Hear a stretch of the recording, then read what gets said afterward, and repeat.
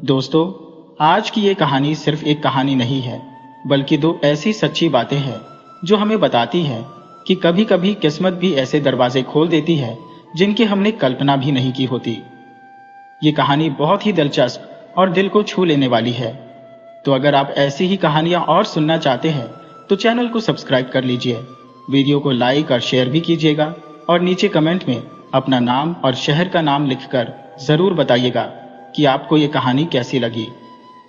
ये बहुत पुराने समय की बात है, जब एक गांव में करमू नाम का एक नौजवान रहता था, पर लोग उसे करमचंद बुलाते थे।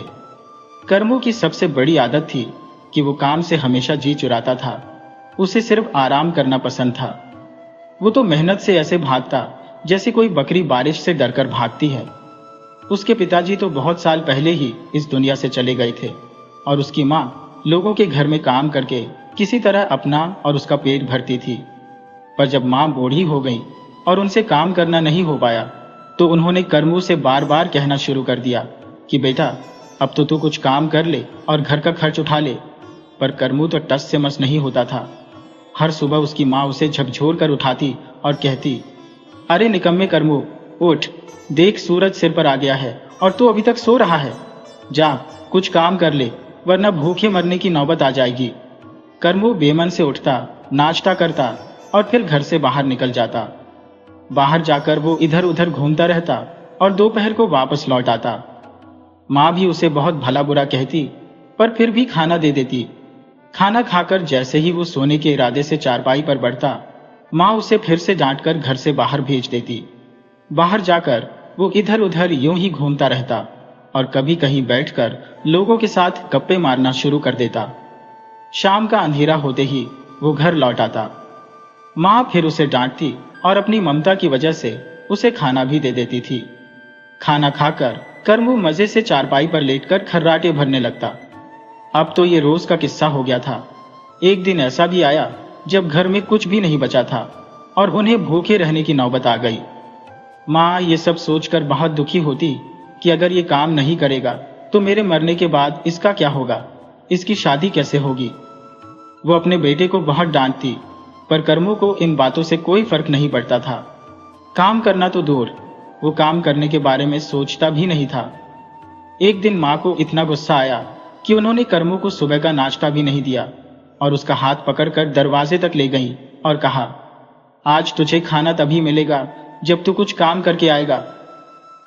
करमू ने बहुत मिन्नतें की, माँ, मेरी प्यारी माँ, कम से कम सुबह का नाश्ता तो खिला दो। पर माँ ने साफ मना कर दिया। मजबूर होकर करमू घर से बाहर निकल गया। वो मुंह लटकाई गलियों में भटकने लगा। चलते चलते जब वो एक चौराहे पर पहुंचा तो वहां बहुत भीड़ जमा थी। करमू भी उस भीड़ की तरफ चला गया। वहां राजा का एक सिपाही एक ऊंची जगह पर खड़ा होकर जोर जोर से ये ऐलान कर रहा था, गांव के लोगों, ध्यान से सुनो। हमारे महाराज का ये हुक्म है कि जैसा कि तुम जानते हो कि शहर में एक शेर आया हुआ है और वो आदमखोर है। अब तक वो कई लोगों को खा चुका है। महाराज का हुक्म है कि जो भी उस शेर को जिंदा या मुर्दा महाराज के सामने पेश करेगा, उसे ढेर सारा इनाम दिया जाएगा। ऐलान खत्म होते ही भीड़ छंटने लगी। करमू भी एक तरफ को चलने लगा। वो सोचने लगा कि अगर मैं शेर को पकड़ लूं तो कितना अच्छा होगा। राजा से इनाम भी मिलेगा और सब लोग मुझे बहादुर समझेंगे। लोग मेरी तारीफ करेंगे और मेरी माँ भी कितनी खुश हो जाएगी। ये सब सोचते सोचते उसे एकदम से सुबह के नाश्ते की याद आ गई। अभी वो इस बारे में सोच ही रहा था कि किसी ने उसे पीछे से आवाज दी, करमू बेटा। करमू ने मुड़कर देखा तो सरला मौसी खड़ी थी। सरला मौसी उसी मोहल्ले में रहती थी और सब उन्हें मौसी कहकर बुलाते थे। वो अक्सर करमू के घर आती जाती रहती थी। बेचारी बूढ़ी मौसी इस दुनिया में बिल्कुल अकेली थी। करमू ने मौसी को प्रणाम किया तो मौसी ने उसके सिर पर हाथ फेरते हुए कहा, भगवान तुझे लंबी उम्र दे। इतनी सुबह सुबह कहाँ जा रहा है? करमू ने जवाब दिया, मौसी, मैं काम ढूंढने के लिए जा रहा हूँ। अम्मा ने सुबह ही मुझे घर से निकाल दिया है और कहा है कि जब तक काम नहीं करेगा तब तक खाना नहीं मिलेगा। बूढ़ी मौसी ने दुखी मन से कहा, चल बेटा, चिंता मत कर, मेरे साथ मेरे घर चल। मैं तुझे खाना भी खिलाऊंगी और तुझे 4 आने भी दूंगी। बस तुझे मेरा एक काम करना होगा। कैसा काम मौसी? अरे बेटा, वो मेरा गद्दा है ना, करमू ने सिर हिलाते हुए कहा। हाँ हाँ मौसी, क्या हुआ तुम्हारे गद्दे को? अरे बेटा, वो कल रात से ही गायब है, रस्सी तोड़कर भाग गया है। अगर तू उसे ढूंढ कर ले आए तो मैं तुझे 4 आने दूंगी, करमू ने खुश होते हुए कहा। मौसी, मैं उसे जरूर ढूंढ कर ले आऊंगा, मौसी बोली। चल बेटा, तू मेरे साथ चल, कुछ खा पी ले। इसके बाद मौसी करमू को हाथ पकड़कर अपने घर ले गई। उन्होंने करमू को दूध पिलाया, खाने के लिए दिया और फिर करमू गधे की तलाश में निकल गया। वो मोहल्ले की गलियों और सड़कों पर भटकता रहा। घूमते घूमते दोपहर हो गई, पर उसे कहीं भी गधा नहीं मिला। आखिरकार हार कर शाम ढलते ढलते करमू मौसी के घर की तरफ चल दिया। अभी वो मौसी के घर से कुछ ही दूरी पर था कि अचानक बादल छा गए और हल्की हल्की बारिश पड़ने लगी। करमू तेज कदमों से चलता हुआ सरला मौसी के घर जा पहुंचा और फिर बारिश तेज हो गई। उसने मौसी को बताया कि उसने गधे को ढूंढने की बहुत कोशिश की, पर वो नहीं मिला।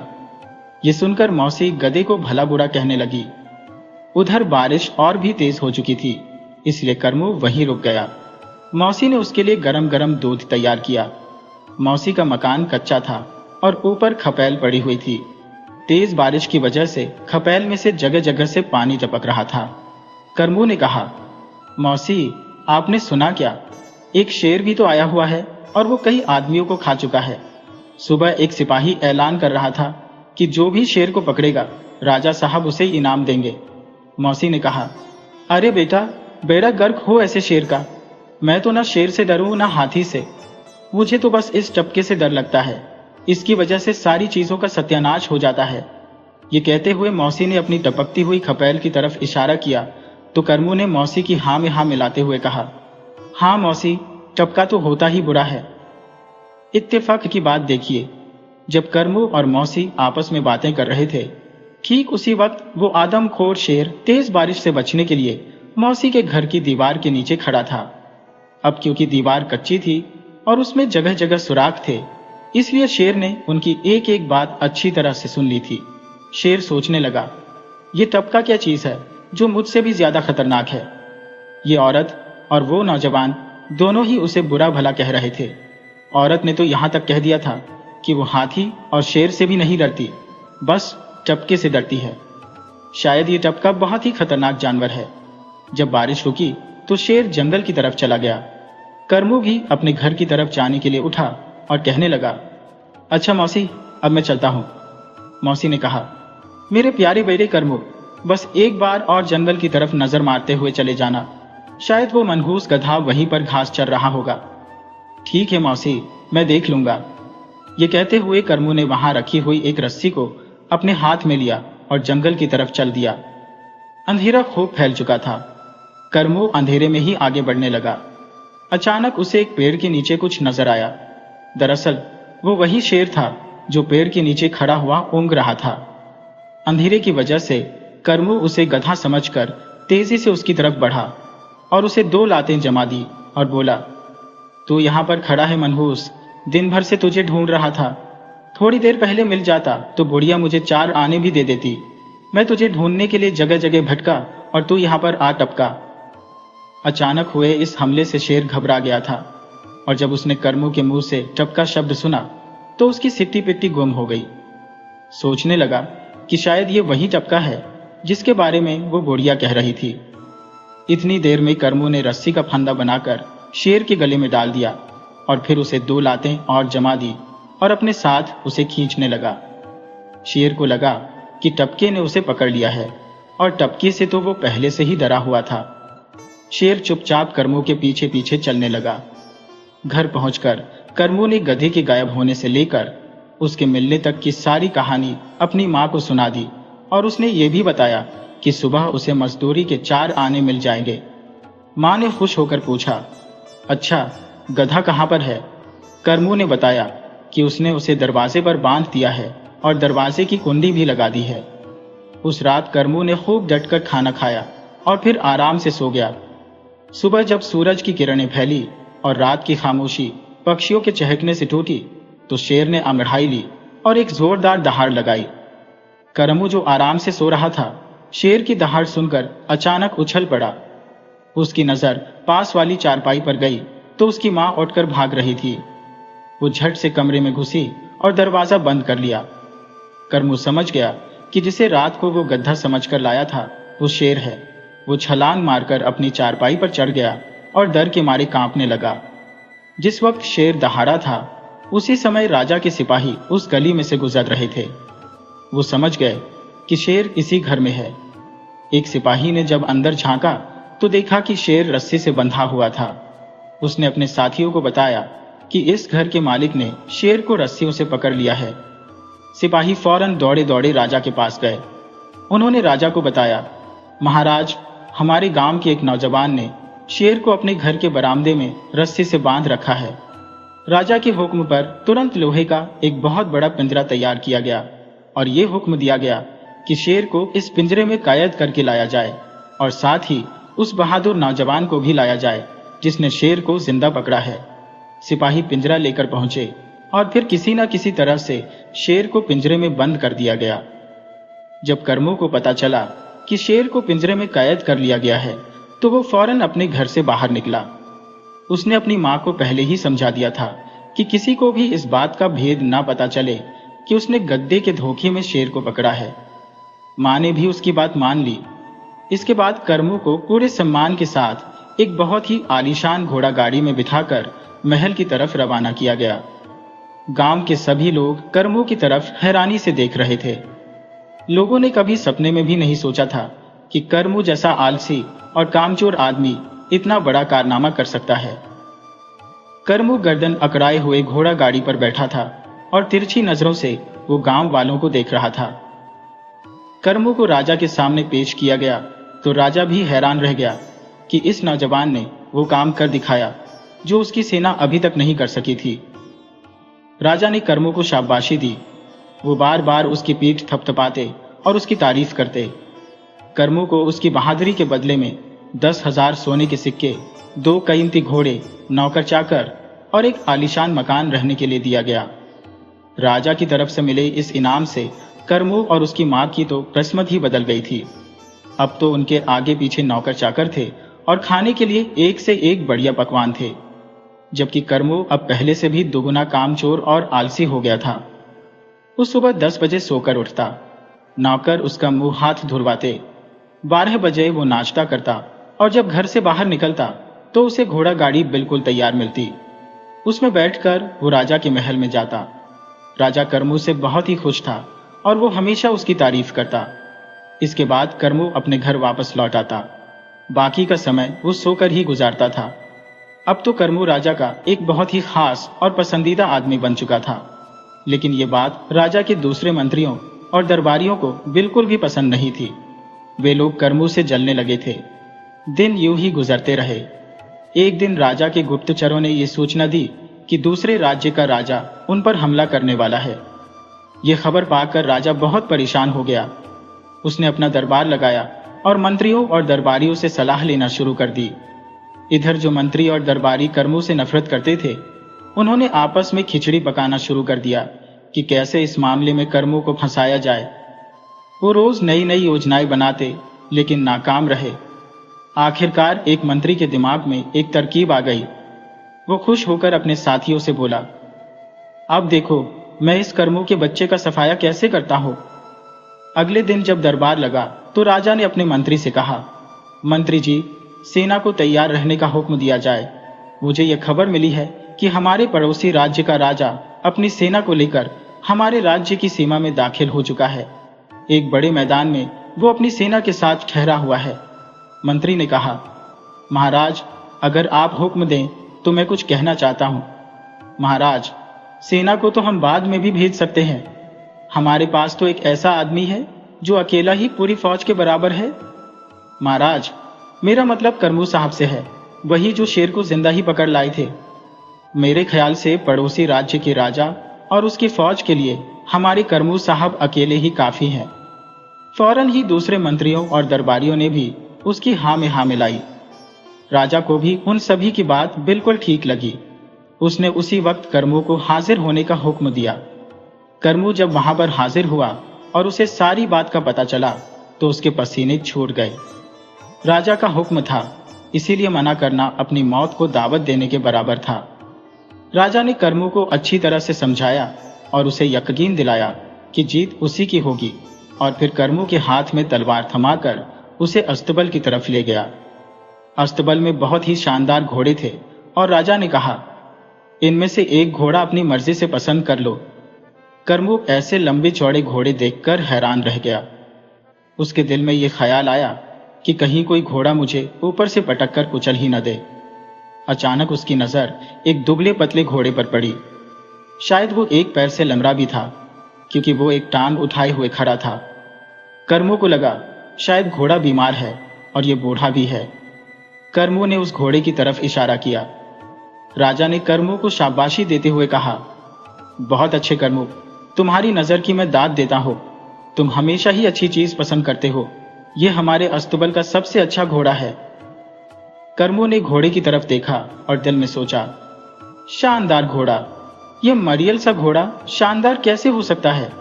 और फिर कर्मू उस घोड़े पर सवार हो गया। राजा ने उसका हौसला बढ़ाते हुए उसे सफर पर रवाना कर दिया। वो घोड़ा कुछ देर तक लमरहा कर धीरे धीरे चलता रहा और फिर अचानक उसने रफ्तार पकड़ ली और वो जोर जोर से दौड़ने लगा तो कर्मू के होश उड़ गए। घोड़ा ऐसे दौड़ रहा था जैसे वो उड़ रहा हो। कर्मू डर के मारे घोड़े की गर्दन से चिपक गया। उसने दोनों हाथों से घोड़े की गर्दन पकड़ ली और मन ही मन वो भगवान से प्रार्थना करने लगा। घोड़ा दौड़ता रहा। अब कर्मू उसकी गर्दन से चिपककर अपनी मौत का इंतजार कर रहा था। अचानक कर्मू को एक पेड़ नजर आया। उसने मन में सोचा, अगर मैं एक हाथ से ये पेड़ पकड़ लूं तो मैं उस पेड़ पर लटक जाऊंगा और घोड़ा आगे निकल जाएगा। ये सोचकर उसने एक हाथ हवा में लहरा दिया।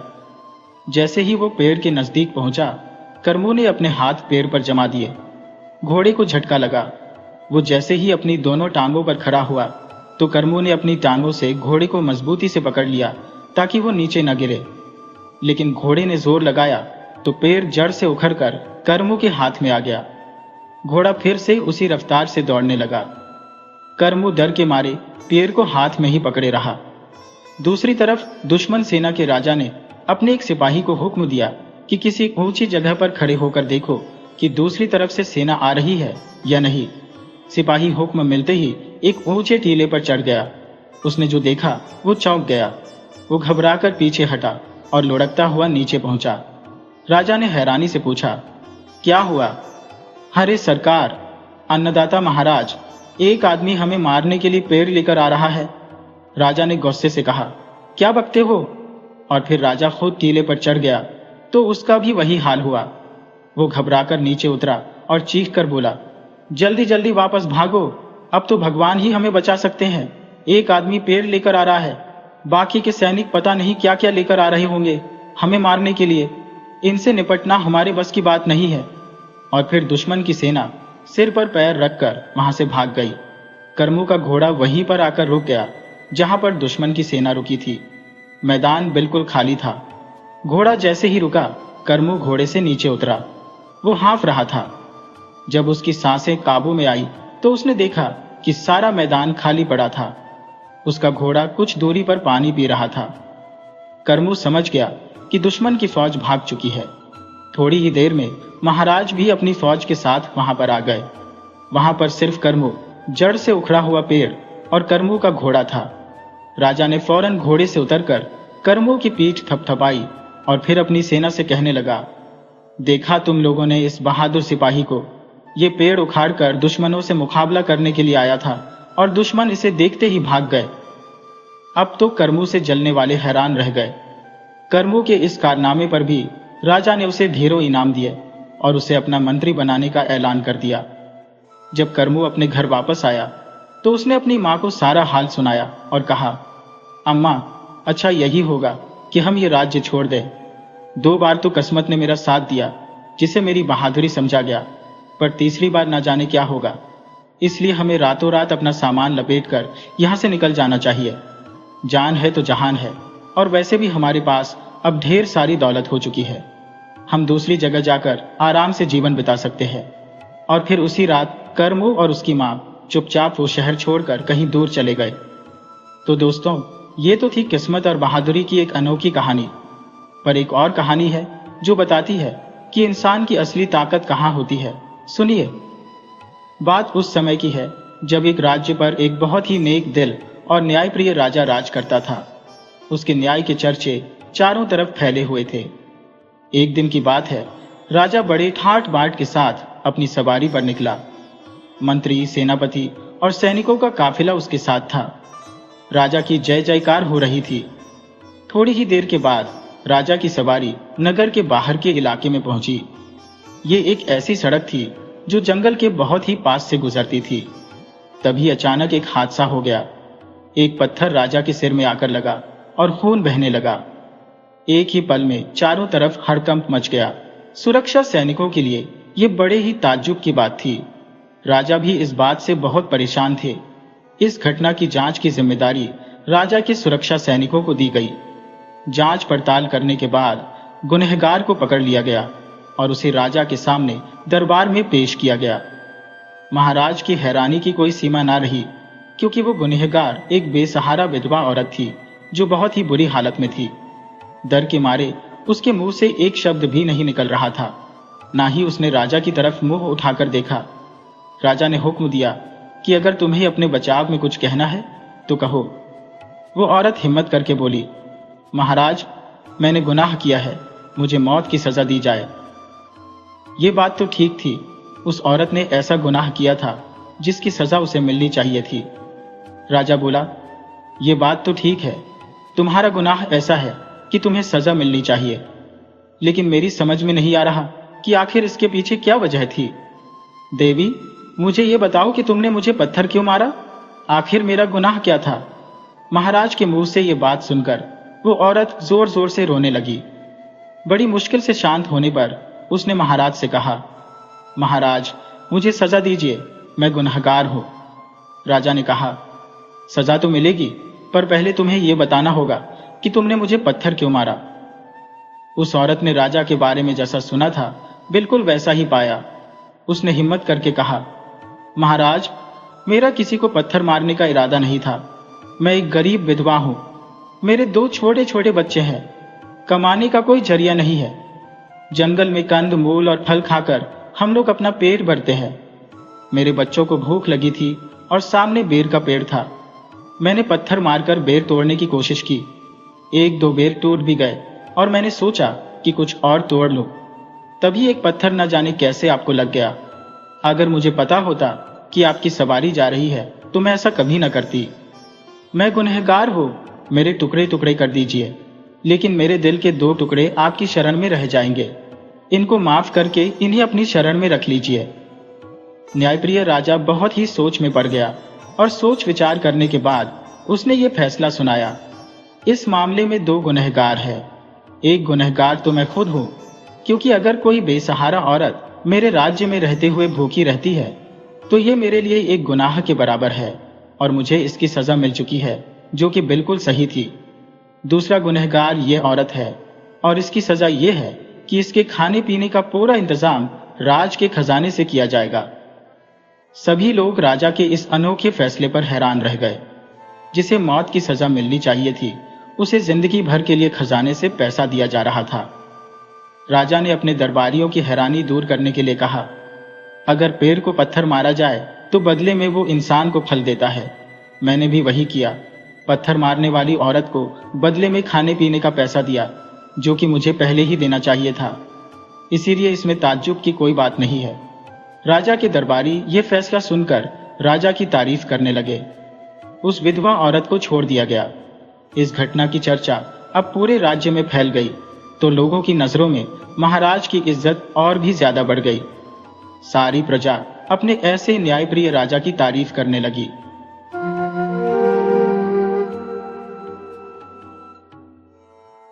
पुराने जमाने की बात है।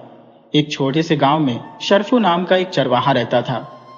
उसका असली नाम तो शरीफ था, लेकिन उसकी सादगी और भोलेपन की वजह से सब उसे शरफू कहकर बुलाते थे। उसकी दुनिया बहुत छोटी सी थी, पर प्यार और सुकून से भरी हुई थी। उसके परिवार में उसके 2 प्यारे बच्चे थे, एक 7 साल का बेटा और एक 5 साल की बेटी। उसकी पत्नी के हाथों में तो जादू था। वो मामूली से खाने को भी इतना लजीज बना देती थी कि क्या कहना। उनका कच्चा घर उनके लिए किसी स्वर्ग से कम नहीं था। गरीबी उनके नसीब में थी। उन्हें अक्सर 2 वक्त की रोटी भी मुश्किल से मिलती थी। फिर भी उनके घर में ऐसी शांति थी जो बड़े बड़े अमीरों के घर में भी नहीं होती। सब अपनी छोटी सी दुनिया में बहुत खुश थे। शरफू हर सुबह उस वक्त उठता जब आसमान में तारे टिमटिमा रहे होते थे। अपनी लाठी उठाकर वो गांव के जमींदार के जानवरों का बड़ा सा झुंड हाँक कर चराने ले जाता। जमींदार हुकुम सिंह एक बहुत ही नेक दिल और दयालु आदमी थे, जो गांव के गरीबों से बहुत अच्छा बर्ताव करते थे। उनके पास बेशुमार दौलत थी, लेकिन वो उसे सिर्फ अपने पास नहीं रखते थे, बल्कि लोगों की भलाई और गांव की खुशहाली के लिए भी उसका इस्तेमाल करते थे। जरूरतमंदों की मदद करना, उनका हालचाल पूछना, अमीर गरीब सबके साथ एक जैसा सलूक करना, यही उनकी आदत थी। उनके यहाँ कई लोग काम करते थे और उन्होंने सबको ईमानदारी से काम सौंप रखे थे। जमींदार के इस अच्छे व्यवहार की वजह से उनके यहाँ काम करने वाले उनके काम को अपने घर का काम समझते थे और पूरी लगन से काम करते थे। जब हफ्ते का दिन आता तो जमींदार सबको बुलाकर उनका पूरा और सही हिसाब कर देते। कभी किसी के साथ कोई नाइंसाफी नहीं होती थी। इसी वजह से वो छोटा सा गांव बहुत खुशहाल था। लोग गरीब जरूर थे, पर उनके दिलों में प्यार और सुकून बसा हुआ था। शरफू भी उन्हीं गरीब पर खुश लोगों में से एक था। वो जमींदार के जानवरों को चराने का काम बहुत जिम्मेदारी से करता था। शरफू के चेहरे पर हमेशा एक मुस्कुराहट सी रहती थी। एक दिन की बात है, सुबह सुबह रोज की तरह शरफू अपने जानवरों के साथ गांव से दूर एक चारागाह की तरफ निकल गया। वो चारागाह ऐसी थी जहां दूर दूर तक हरी भरी घास फैली हुई थी और उसके बीचों बीच एक छोटी सी नदी बहती थी।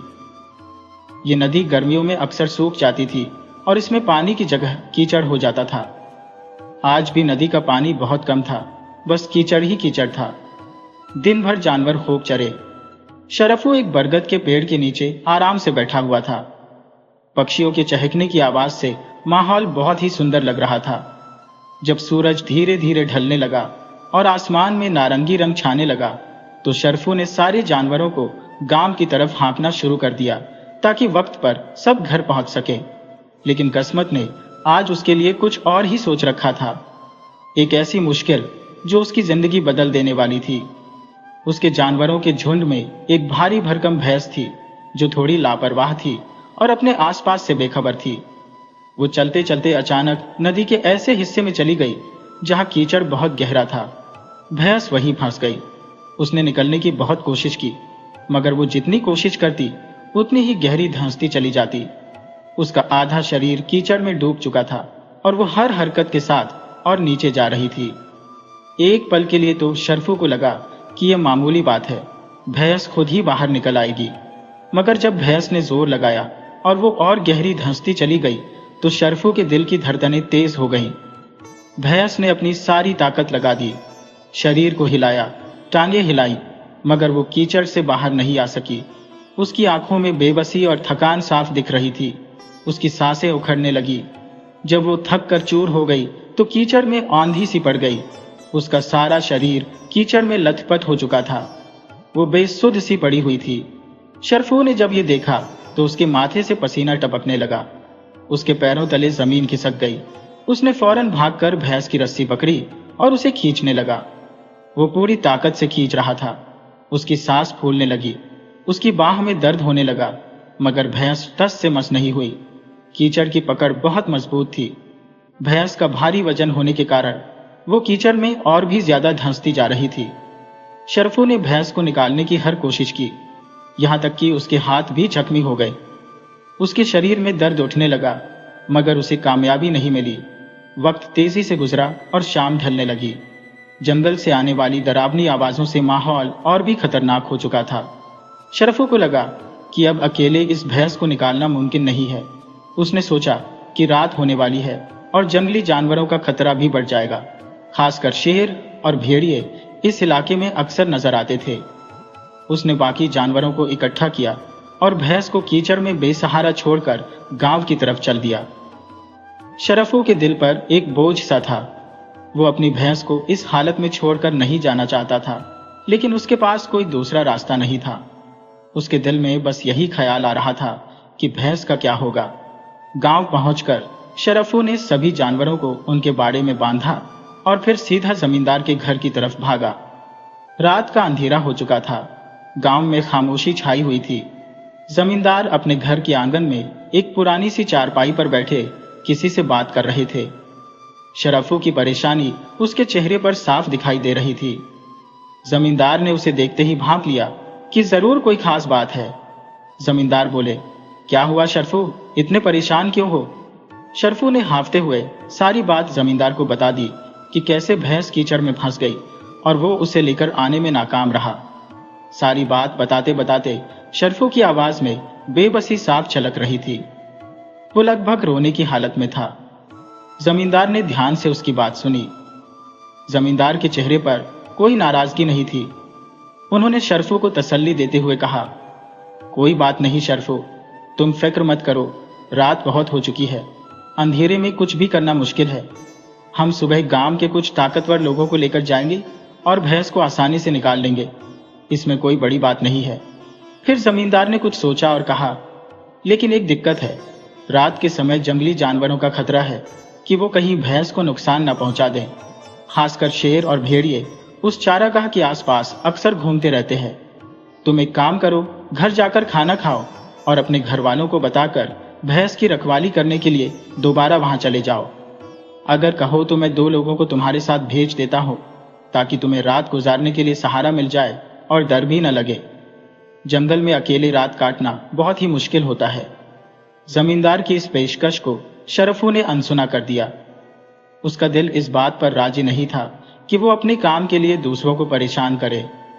उसे अपने ऊपर पूरा भरोसा था। उसने बुलंद आवाज में कहा, नहीं मालिक, डर की कोई बात नहीं है। ईश्वर मेरा मालिक है।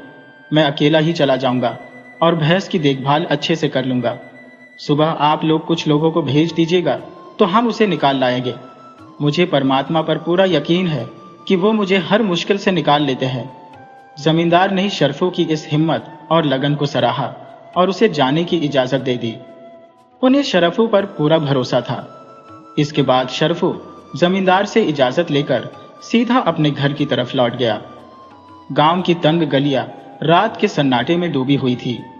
सिर्फ हवा की सरसराहट और दूर से कुत्तों के भौंकने की आवाज सुनाई दे रही थी।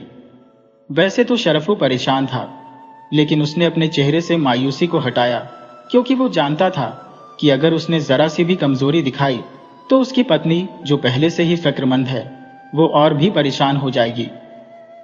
शरफू ने घर के दरवाजे पर दस्तक दी। उसकी पत्नी ने फौरन दरवाजा खोल दिया। पत्नी ने बड़ी ही नरमी से कहा, आज आपको आने में बहुत ही देर हो गई। मैं कब से आपका इंतजार कर रही थी। मेरा तो दिल डूबा जा रहा था। बच्चों को भी नींद नहीं आ रही थी, वो भी आपके ही बारे में पूछ रहे थे। शरफू अंदर आया। उसने अपनी टूटी हुई खाट पर बैठकर अपनी पत्नी को सारी बात विस्तार से बताई कि कैसे भैंस कीचड़ में फंस गई और वह जमींदार के कहने पर रात भर भैंस की रखवाली करने के लिए जा रहा है। उसने ये भी बताया कि जमींदार ने उसे 2 आदमी साथ ले जाने की पेशकश की थी, लेकिन वो नहीं माना। उसकी पत्नी ने जब सुना कि उसका पति रात भर अकेले जंगल में भैंस की रखवाली करेगा, तो उसकी आंखों में डर साफ साफ दिखाई देने लगा। उसका रंग पीला पड़ गया। उसने कांपती हुई आवाज में पूछा, तो क्या आप अकेले ही रात भर वहां पर रहेंगे? उसका पूरा शरीर डर से कांप रहा था। उसके दिल में जंगली जानवरों का डर बसा हुआ था। उसने कहा, किसी जंगली जानवर ने आपको नुकसान पहुंचा दिया तो मेरे बच्चों का क्या होगा? मुझे तो भूत प्रेत का भी डर लगा रहता है। जंगल में अकेले जाकर क्या करोगे? पत्नी लगभग गिड़गिड़ाते हुए कहने लगी, नहीं, आप वहां पर अकेले नहीं जाएंगे। जमींदार साहब से कहकर किसी और को भिजवा दें, या फिर अपने साथ 1-2 लोग और ले जाएं। शरफू, जिसकी बहादुरी की वजह से गांव में उसकी बहुत साख थी, वो अपनी पत्नी को परेशान देखकर मुस्कुराया और एक हाथ उसके कंधे पर रखकर उसे तसल्ली देते हुए कहने लगा, अरे पगली, तू बेकार में डरती है, ऐसा कुछ भी नहीं होगा। मैं कोई डरपोक थोड़ी हूं जो जमींदार साहब से कायरों वाली बात करूं। ये तो मेरे काम का हिस्सा है। तू फिक्र मत कर, मुझे कुछ नहीं होगा। मेरा परमात्मा मेरा रखवाला है। शरफू ने जल्दी से बात खत्म की ताकि उसकी पत्नी को और बहस करने का मौका न मिले। उसने आगे कहा, जल्दी कर, मुझे भूख लगी है, खाना दे, क्योंकि रात बहुत हो चुकी है और मुझे जल्दी जाना होगा। भैंस अकेली है, कहीं कोई जंगली जानवर उसे नुकसान न पहुंचा दे। उसकी पत्नी जानती थी कि शरफू बहुत ही जिद्दी है। जो फैसला वो एक बार ले लेता है फिर उससे पीछे नहीं हटता।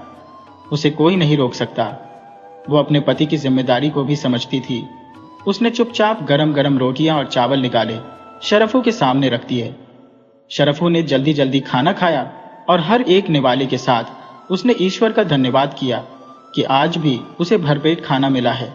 खाना खाने के बाद शरफू दोबारा से भैंस के पास जाने लगा तो उसने पत्नी से कहा, ठीक है, मैं जा रहा हूं। घर के दोनों दरवाजे अच्छी तरह से बंद कर लेना और डरना नहीं, सब ठीक है। पत्नी ने गहरी सांस ली और भरे हुए दिल के साथ कहा, ठीक है, अपना ख्याल रखना। उसकी आंखों में आंसू तैर रहे थे, मगर वो अंदर ही अंदर पी गई ताकि उसके पति की हिम्मत न टूटे। शरफू ने अपनी लाठी अपने साथ ली और अकेला ही जंगल की तरफ चल दिया। गांव की हल्की रोशनियों से दूर वो आहिस्ता आहिस्ता सुनसान जंगल के अंदर दाखिल होता जा रहा था। रात की खामोशी में उसके कदमों की आहट सुनाई दे रही थी। जंगल में कदम रखते ही माहौल में एक अजीब सा डर फैल गया। पैरों की परछाइयां ऐसे लग रही थी जैसे वो शरफू का पीछा कर रही हो। दूर से किसी लोमड़ी की आवाज और उल्लू की चीखें उसके दिल की धड़कनों को तेज कर रही थी। अंदर ही अंदर वो डर से लड़ रहा था, एक ऐसी लड़ाई जिसके बारे में सिर्फ वही जानता था। उसकी हिम्मत और जिम्मेदारी उसे आगे बढ़ने पर मजबूर कर रही थी, मगर इंसान होने के नाते उसके दिल में डर भी था। वो हर कदम फूंक फूंक कर रख रहा था।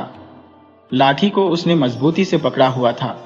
उसके दिमाग में उसकी पत्नी और बच्चों के मासूम चेहरे घूम रहे थे। वो किसी भी हालत में हार नहीं मानना चाहता था। तकरीबन आधे घंटे तक पैदल चलने के बाद वो उस नदी के नजदीक जा पहुंचा जहां पर भैंस फंसी हुई थी। चारों तरफ खामोशी थी, सिर्फ जंगली जानवरों की भयानक आवाजें ही आ रही थी। उसे दूर से ही भैंस की गहरी सांसों की आवाज सुनाई दे रही थी। वहां पहुंचकर उसने देखा कि भैंस कीचड़ में उसी तरह से बेबसी से फंसी हुई थी। वो बहुत थक चुकी थी और उसकी आंखें बहुत दुखी थी। वो बेजान सी लग रही थी। शरफू भैंस की ऐसी हालत देखकर बहुत दुखी हुआ। उसने फैसला किया कि सबसे पहले आग जलाई जाए ताकि जंगली जानवरों को वहां से दूर रखा जा सके। उसने आसपास से कुछ सूखी लकड़ियां और घास इकट्ठी की और फिर पत्थरों की मदद से वहां पर आग जला दी। लपटों के कारण रोशनी होने से डर का माहौल कुछ कम हो गया था। शरफू आग के पास ही बैठ गया। रात के अंधेरे में शरफू ने अपने दिल को मजबूत किया और वो भैंस से बातें करने लगा। उसे तसल्ली देने लगा जैसे कि वो उसकी बात समझ रही हो। वो कहने लगा, तू फिक्र मत कर, सुबह होते ही यहां से तुझे निकाल कर ले जाएंगे, बस ये रात कट जाए। वो न जाने कब तक भैंस से बातें करता रहा। आग की रोशनी में कभी भैंस का चेहरा दिखाई देता तो कभी छुप जाता। समय धीरे धीरे गुजरा। शरफू ने अपनी लाठी को अपने पास ही रखा था और हर आने वाली आवाज पर वो अपने कान लगाए रखता। कभी किसी सरसराहट पर वो चौंक उठता तो कभी किसी जानवर की आवाज सुनकर उसका दिल जोर से धड़कने लगता। रात जब आधी से ज्यादा गुजर गई तो शरफू की आंखों में नींद उतरने लगी, क्योंकि दिन भर की मेहनत ने शरफू को थका दिया था। उसकी आंखें बंद हो रही थी। वो झपकियां लेने लगा। ऐसी हालत में ही अचानक उसे किसी जानवर के गुर्राने की खौफनाक आवाज सुनाई दी। ये आवाज इतनी नजदीक और गरजदार थी कि शरफू फौरन चौंक कर उठ बैठा। उसकी सारी नींद एक ही पल में गायब हो गई और पूरे बदन में कंपी सी छूटने लगी। शरफू ने नजर उठाकर देखा तो आग की हल्की रोशनी में उसे कुछ दूरी पर पेड़ों के झुंड से बाहर निकलता हुआ एक बहुत बड़ा और खौफनाक शेर दिखाई दिया। वो शेर उसी की तरफ कदम बढ़ा रहा था। शेर का कद उसकी भैंस से भी बड़ा मालूम हो रहा था। शेर की आंखें अंधेरे में दहकते हुए अंगारों की तरह चमक रही थी। शरफू के शरीर में सनसनी सी दौड़ गई। उसका खून जम सा गया और कलेजा हल्का में आकर अटक गया। उसको लगा कि ये उसकी जिंदगी का आखिरी पल है। शेर को अपनी तरफ बढ़ता हुआ देखकर शरफू के होश उड़ गए। उसके दिल की धड़कनें इतनी तेज हो गईं कि उसे लगा जैसे उसका दिल सीना चीर कर बाहर निकल आएगा। शेर धीरे धीरे खौफनाक अंदाज में उसकी तरफ बढ़ता आ रहा था। शरफू ने अपनी लाठी मजबूती से पकड़ ली, जैसे यही उसकी जिंदगी का आखिरी सहारा हो। मगर उसे मालूम था कि यह छोटी सी लकड़ी का टुकड़ा इस खौफनाक जानवर के सामने बेकार है। उसके दिमाग में उसकी पत्नी और बच्चों के मासूम चेहरे और जमींदार पर उसका भरोसा घूमने लगा। उसे लगा कि यह उसकी जिंदगी की आखिरी रात है। आज शेर उसे नहीं छोड़ेगा। शेर उसके इतने करीब आ चुका था कि अब शरफू का वहां से भागना मुमकिन नहीं था। वो अपनी जगह पर ही जमकर रह गया, जैसे उसके पैरों में शीशा भर दिया गया हो। उसकी जबान सूख चुकी थी और उसके गले में कांटे चुभ रहे थे। वो चुपचाप सांसें रोके हुए आग के नजदीक बैठा रहा। इसके अलावा वो कुछ कर भी नहीं सकता था। उसने जब अपनी आंखों को बंद करने की कोशिश की, मगर वो बंद ना हो सकी। उस शेर के खौफनाक चेहरे को देखता रहा। शेर अब उसके बिल्कुल सामने आ गया था। आग की रोशनी में शेर का भारी मजबूत जिस्म और उसके पंजे साफ साफ दिखाई दे रहे थे। जब शेर उसके और नजदीक आ गया और आग की लपटें उसके चेहरे पर पड़ी, तो शरफू ने एक अजीब सा नजारा देखा। जो शेर अभी तक बिल्कुल तंदुरुस्त और खतरनाक लग रहा था, वो एक पैर से लंगड़ा था। उसका अगला बायां पंजा जमीन पर पूरी तरह से नहीं पड़ रहा था। वो उसे घसीटता हुआ आ रहा था। शेर के इस लंगड़ेपन पर उसे बहुत ही ताज्जुब हुआ, मगर वो अपनी सांसें रोककर चुपचाप बैठा रहा। उसकी निगाहें शेर के चेहरे पर जमी हुई थी। शेर का कद शरफू से कहीं ऊंचा था। एक पल के लिए शरफू की सांस रुक गई। उसे लगा कि अब शेर उस पर हमला कर देगा। वो अपनी मौत के लिए तैयार हो चुका था, लेकिन शेर ने ऐसा नहीं किया। उसने एक हल्की सी गुर्राहट की, जो दहाड़ की तरह खतरनाक नहीं थी, बल्कि उसमें कुछ बेचैनी और तकलीफ थी। शेर ने अपना वही जख्मी पंजा, जिससे वो लंगड़ा रहा था, शरफू की तरफ कर दिया। उसकी आंखों में दर्द साफ छलक रहा था, जैसे वो शरफू से कह रहा हो, देखो मैं तकलीफ में हूं। शेर की इस हरकत से शरफू हैरान रह गया। शरफू ने शेर की आंखों में गहराई से देखा तो उसे महसूस हुआ कि शेर हमलावर नहीं, बल्कि मदद मांगने के लिए आया है। शरफू को फौरन समझ में आ गया कि शेर का पैर जख्मी है और वो मुझसे मदद मांग रहा है। यह एक ऐसा नजारा था जहां एक शिकारी शिकार के सामने बेबस बैठा था। शरफू को डर तो बहुत लग रहा था, और लगे भी क्यों ना। उसके सामने एक शेर था, एक ऐसा जंगली जानवर जो बहुत ही खतरनाक होता है। शरफू ने अपनी पूरी हिम्मत जुटाई और अपना हाथ डरते डरते शेर के पंजे की तरफ बढ़ाया। जैसे ही उसका हाथ शेर के पंजे के नजदीक पहुंचा, शेर ने एक गुर्राहट की, जैसे कि वो शरफू को खबरदार कर रहा हो कि उसके छूने से उसे तकलीफ होगी। शरफू ने जल्दी से अपना हाथ पीछे खींच लिया। उसे लगा कि शेर उसे काट लेगा और अपने ताकतवर जबड़ों से उसे दबोच लेगा। एक बार के लिए उसकी हिम्मत जवाब दे गई। थोड़ी देर तक वो इसी हालत में बैठा रहा। उसका दिल तेजी से धड़क रहा था। शेर इस तरह से अपना जख्मी पंजा उसकी तरफ किए हुए था। शरफू ने अपने अंदर की आवाज सुनी, जो उससे कह रही थी कि यह शेर सचमुच उसकी मदद चाहता है, ये तुम्हारा दुश्मन नहीं है। उसने फिर से हिम्मत जुटाई और आहिस्ता से अपना हाथ शेर के पंजे की तरफ बढ़ाया। उसकी उंगलियों ने जब शेर के भारी पंजे को छुआ, तो उसे ऐसा महसूस हुआ कि कोई बड़ा सा कांटा शेर के पंजे में घुसा हुआ है, जो थोड़ा सा बाहर है और बाकी पूरा पंजे में धंसा हुआ है। ये कांटा देखने में एक मोटा सा और नुकीला सा लकड़ी का टुकड़ा था।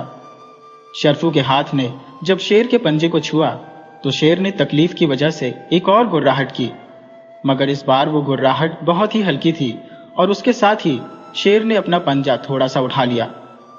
शरफू ने जल्दी से अपना हाथ पीछे खींच लिया।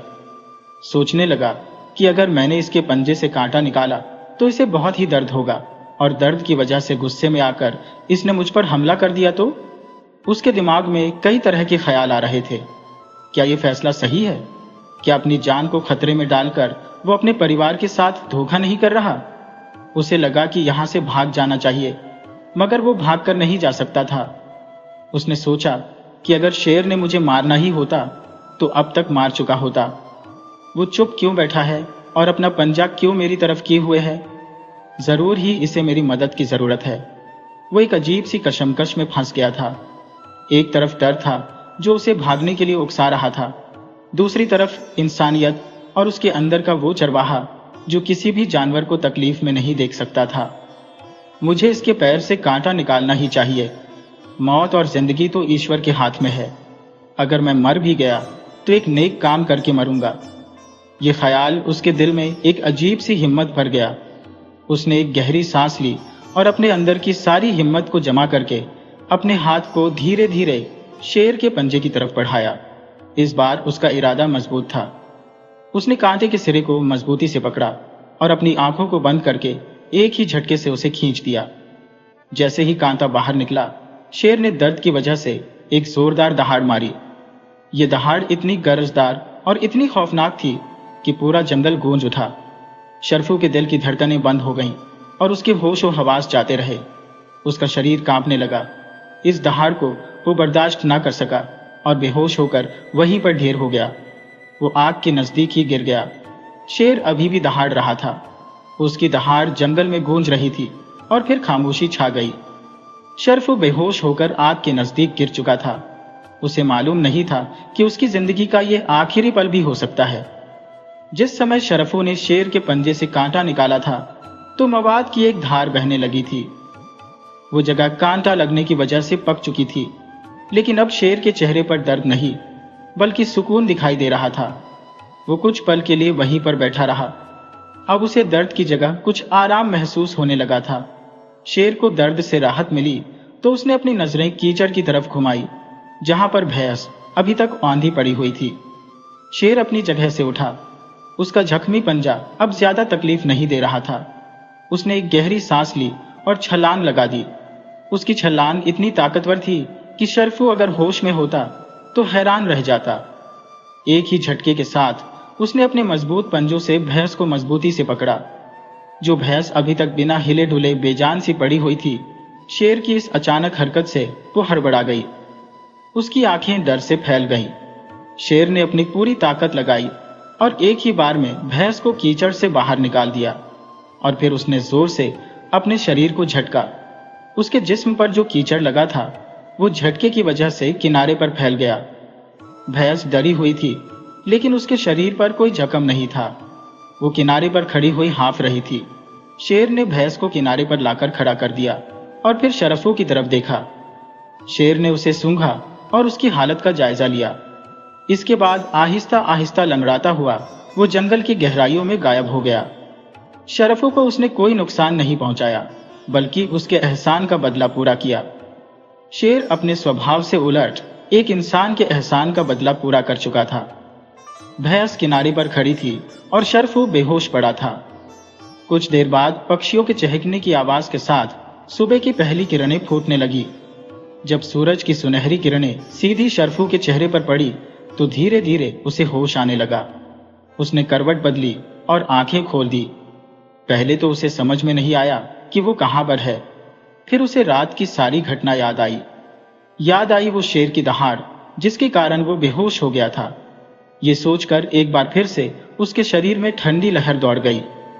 डर के मारे उसने अपने आसपास देखा तो उसे लगा कि अब तक तो वो शेर का निवाला बन चुका होगा। घबराकर उसने अपने दाएं बाएं देखा। सबसे पहले उसकी नजर भैंस पर पड़ी। भैंस जो कि कीचड़ में लिपटी हुई बिल्कुल सही सलामत नदी के किनारे पर खड़ी थी। शरफू को अपनी आंखों पर यकीन नहीं हो रहा था। वो तेजी से उठा और भैंस की तरफ भागा। उसने भैंस को छूकर देखा। वो किनारे पर खड़ी थी। उसे तसल्ली हो गई तो वो भैंस के पास ही खड़ा रहा। शेर वहां पर मौजूद नहीं था। शरफू ने चारों तरफ नजर दौड़ाई, मगर शेर का कहीं भी नामो निशान नहीं था। फिर उसने गौर से उस जगह को देखा जहां पर शेर के पंजों से उसने कांटा निकाला था। जमीन पर मवाद का ढेर लगा हुआ था। उसके आसपास ताजा खून के निशान भी थे। ये देखकर शरफू की आंखें खुल गईं। उसे रात की पूरी घटना की सच्चाई समझ में आ चुकी थी। वो समझ गया कि यह सब शेर का ही काम है।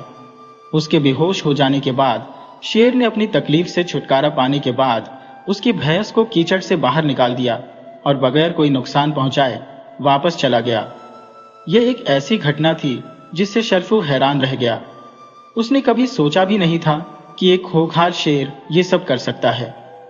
वो किसी के एहसान का बदला भी चुका सकता है। उसका ईश्वर पर विश्वास और भी ज्यादा मजबूत हो गया। उसने भगवान को धन्यवाद किया, क्योंकि ना सिर्फ उसकी जान बच गई बल्कि उसकी भैंस भी सही सलामत थी। और फिर शरफू अपनी भैंस को लेकर अपने गांव की तरफ चल दिया। जब वो गांव में पहुंचा तो जमींदार और कुछ गांव वाले उसे रास्ते में ही मिल गए। जमींदार को भी रात भर नींद नहीं आई थी। वो शरफू और भैंस के लिए बहुत परेशान था। शरफू को भैंस के साथ सही सलामत देखकर वो हैरान रह गया। उसने हैरानी से पूछा, शरफू, तुम भैंस को कीचड़ से बाहर निकाल कर ले आए? तुमने तो कहा था कि ये एक आदमी के बस की बात नहीं है। शरफू ने गहरी सांस ली और फिर जमींदार को रात की सारी घटना विस्तार से बता दी। जब लोगों ने ये बात सुनी तो उन्हें शरफू की बात पर यकीन नहीं हो रहा था। जमींदार ने शरफू से कहा, वाकई तुम एक बहुत ही बहादुर आदमी हो। तुमने अपनी बहादुरी का सबूत दिया।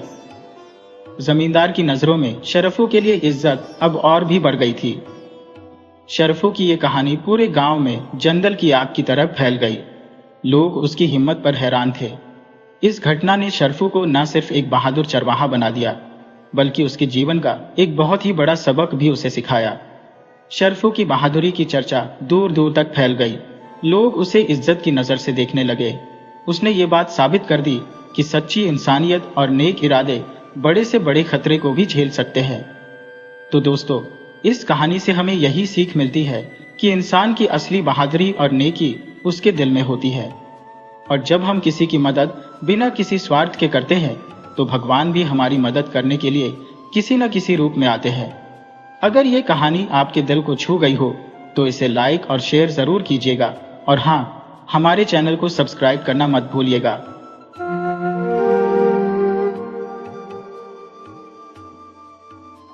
बहुत समय पहले की बात है। एक नगर में एक बहुत ही धनवान सेठ रहता था। सेठ के परिवार में सेठ की पत्नी और सेठ के 2 बेटे थे। सेठ का खुशहाल परिवार था। धन दौलत और भौतिक सुविधाओं की कोई कमी नहीं थी। सेठ को बस एक ही चिंता थी। उसका जो छोटा बेटा था वह आंखों से अंधा था, कुछ देख नहीं पाता था। सेठ को बस यही चिंता थी कि उसके इतने सुंदर और आज्ञाकारी 2 पुत्र हैं, लेकिन जो छोटा बेटा है वह देख नहीं पाता, तो उसकी जिंदगी कैसे कटेगी। सेठ का बड़ा बेटा भी बहुत ही सुंदर और होनहार था। सेठ ने अपने बच्चों की परवरिश में कोई कमी नहीं छोड़ी। माता पिता दोनों बच्चों को बहुत प्यार करते थे। दोनों भाइयों में भी बहुत प्यार था। आपस में दोनों भाई बहुत प्यार से रहते थे। बड़ा भाई जानता था कि मेरा छोटा भाई देख नहीं पाता, तो वह हमेशा उसकी सहायता के लिए खड़ा रहता। हमेशा वह अपने छोटे भाई की मदद करता। छोटा भाई अपने बड़े भाई से बहुत प्यार करता था। धीरे धीरे समय बीत रहा था और दोनों बच्चे बड़े होते जा रहे थे। सेठ का जो बड़ा बेटा था वह पढ़ लिख कर बहुत ही कामयाब व्यापारी बन गया, और छोटा बेटा क्योंकि आंखों से अंधा था इसलिए वह कामयाब नहीं हो सका और अपने माँ बाप के ऊपर आश्रित था। लेकिन छोटे बेटे के पास सरस्वती का वास था। वह भक्ति भावना और भगवान की भक्ति में लीन रहता था। वह भगवान भोलेनाथ को बहुत मानता था। गांव में जो मंदिर था उस मंदिर पर जाता और वहां पर भजन कीर्तन और भगवान की कथा आरती करता था। लोग उसके भजनों में इतनी मिठास भरी बातें सुनते, उसकी कथा और भजनों में खो जाते थे। इतना मीठा वह गाता था। अब धीरे धीरे समय बीत रहा था और सेठानी बीमार रहने लगी। उसकी बीमारी धीरे धीरे बढ़ रही थी। उसे अपने बेटों की बड़ी चिंता थी कि मेरे बच्चों का क्या होगा।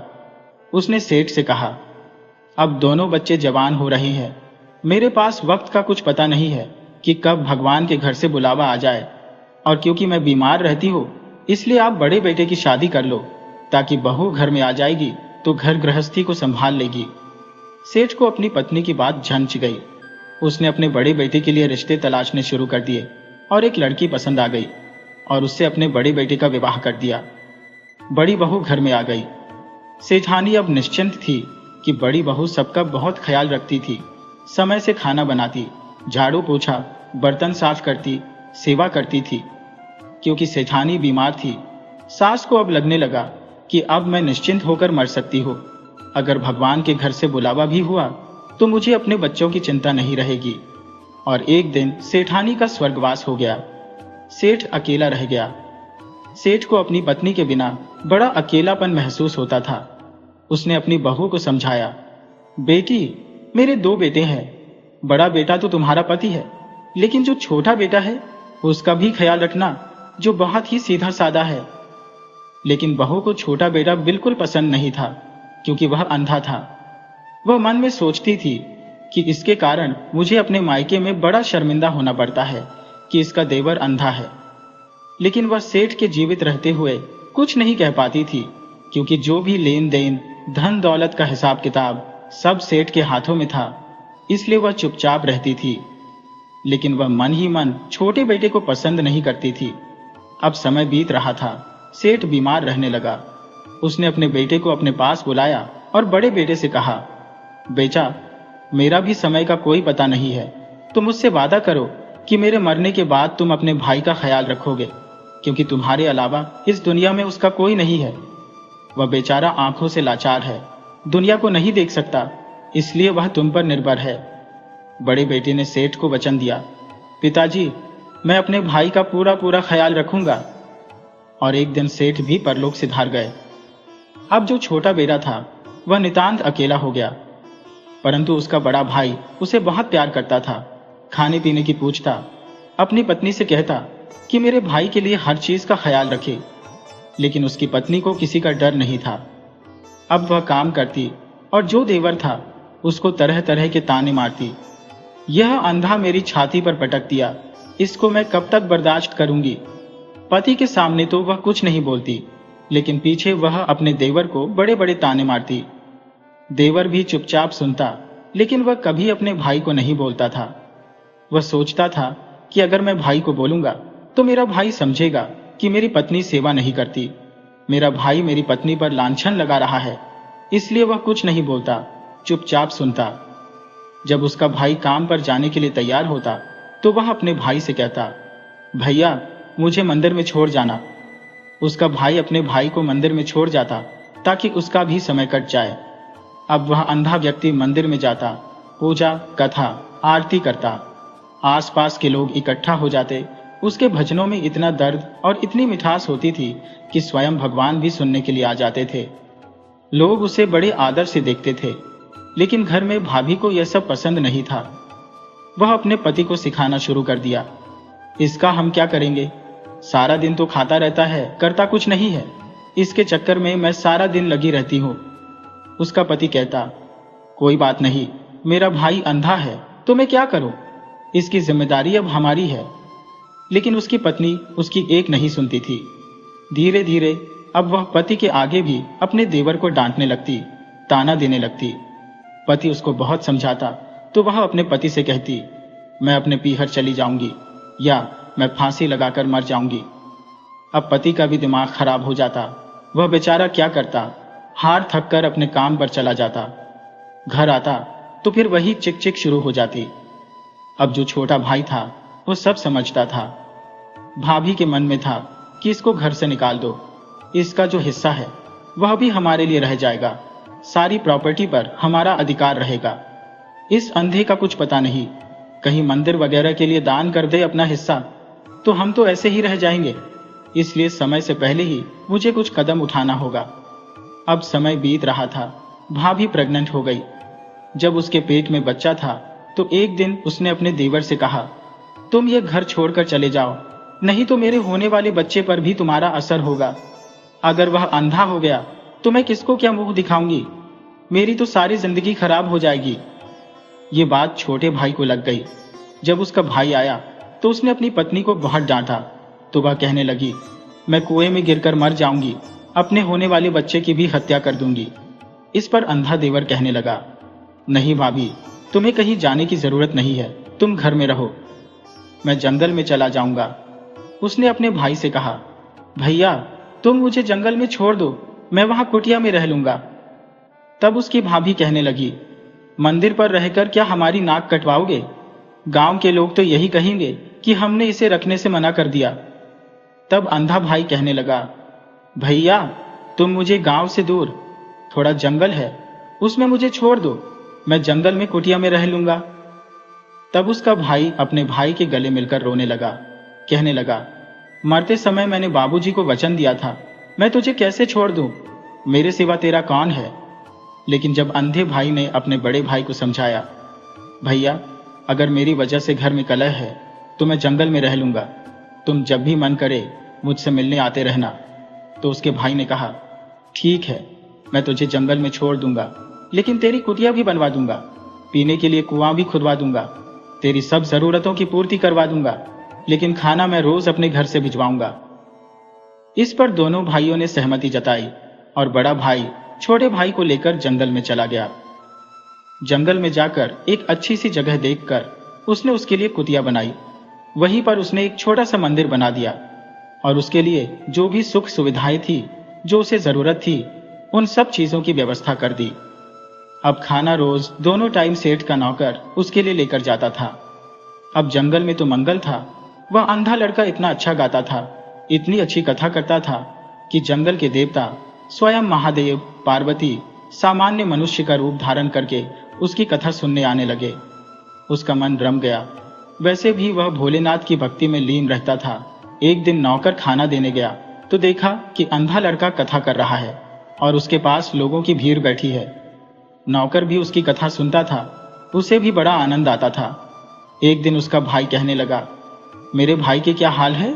तो नौकर कहने लगा, भैया आपके छोटे भाई तो बड़े मजे में रहते हैं, पता नहीं कहां कहां से लोग आते हैं उनकी कथा सुनने के लिए, उन्हें तो बिल्कुल समय नहीं होता और भी बड़े मस्त रहते हैं।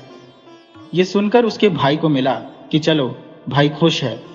कभी कभी वह जाकर अपने भाई से मिलता, लेकिन उसकी पत्नी को यह बिल्कुल बर्दाश्त नहीं था कि उसका देवर जंगल में भी मजे से रह रहा है। वह चाहती थी कि जंगल में जंगली जीव जंतु उसे मारकर खा जाए, जिससे उसका रास्ते का रोड़ा हट जाए। लेकिन यहाँ तो उल्टा हो रहा था, जंगल में भी मंगल हो रहा था। अब उसने फिर से दिमाग चलाना शुरू किया।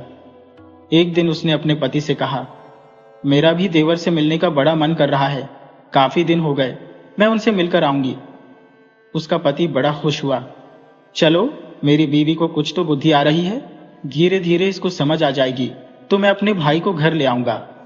उसने कहा, खुशी से जाओ तुम मेरे भाई से मिलने के लिए। तब वह कहने लगी, बहुत दिन हो गए हैं, आज मैं अपने हाथों से उसके लिए अच्छे अच्छे पकवान बनाकर लेकर जाऊंगी। उसने हलवा पूड़ी, जो भी उसे अच्छा लगता था, सब चीज उसकी पसंद की बनाई और बोली, आज मैं उसे मिलने जाऊंगी। भाई को नहीं पता था कि उसकी पत्नी के मन में क्या विचार चल रहे हैं, वह क्या षड्यंत्र रच रही है। वह सोच रही थी कि जो खाना बनाकर लेकर जाऊंगी, इसमें मैं जहर मिला दूंगी, जिसे खाकर वह मर जाएगा। उसने उसके लिए अच्छे अच्छे पकवान बनाए और उसमें जहर मिला दिया और लेकर चल दी। जब वह जंगल में पहुंची तो उसने देखा कि देवर के पास 2-4 लोग बैठे हुए हैं। वह देखकर जल भुन गई। बड़े आराम से इसकी जिंदगी बीत रही है, लेकिन उसने कुछ नहीं होने दिया।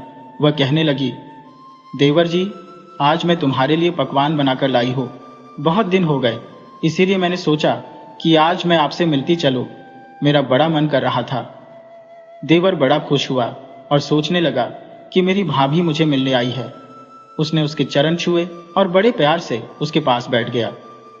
तब वह कहने लगी, आज मैं तुम्हें अपने हाथों से खाना खिलाऊंगी।